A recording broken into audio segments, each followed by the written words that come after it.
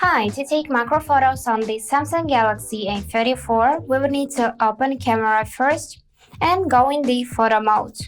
Now after that, let me take this plant and point the camera at it.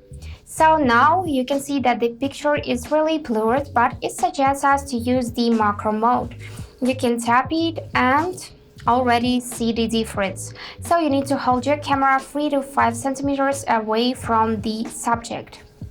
Also, as for another option, you can go in the More tab and here select macro, and after that simply point your camera at the object again, and to take a photo just press the camera shutter button.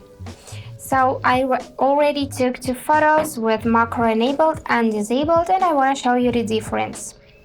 Let's open gallery, and here is the disabled photo and here is with macro enabled. So that's it for today. Hope this video was helpful and thank you for watching.